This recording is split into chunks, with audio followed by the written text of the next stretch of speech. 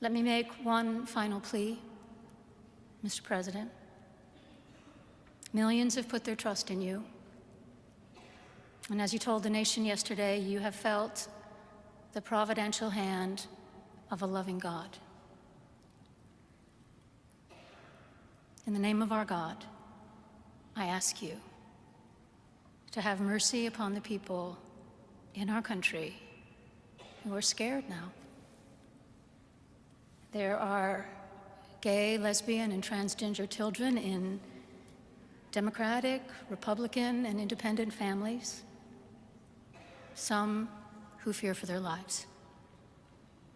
And the people who pick our crops and clean our office buildings, who labor in poultry farms and meatpacking plants, who wash the dishes after we eat in restaurants and work the night shifts in hospitals, they may not be citizens or have the proper documentation, but the vast majority of immigrants are not criminals. They pay taxes and are good neighbors. They are faithful members of our churches and mosques, synagogues, wadara, and temples. I ask you to have mercy, Mr. President, on those in our communities whose children fear that their parents will be taken away, and that you help those who are fleeing war zones and persecution in their own lands to find compassion and welcome here. What did you think of What did you think of the service? What did you think? Did you like it? Did you find it exciting? Not too exciting, was it?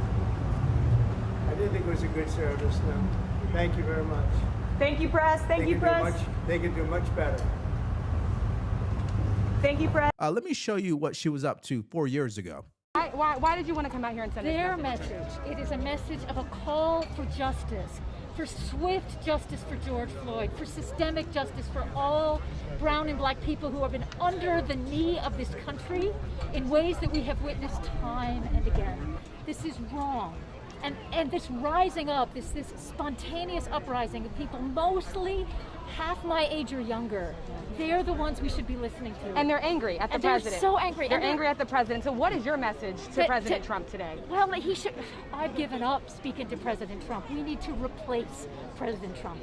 We need leadership that will lead us in the ways that this country deserves. Touch. And wait till I show you this clip, because she doubled down. She went on CNN just recently, the same day, tonight, and said this. What were you looking at him in that moment? What kind of response were you perhaps hoping for in that moment?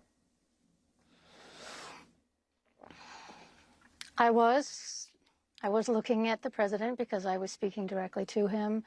I was also, frankly, as you do in every sermon, speaking to everyone who was listening through that one-on-one conversation with the president, reminding us all that in the people that are frightened in our country, the two groups of people that I mentioned are our fellow human beings, and that they have been portrayed in all throughout the political campaign in the harshest of lights that I wanted to counter as gently as I could with a reminder of their humanity and their place in our wider community.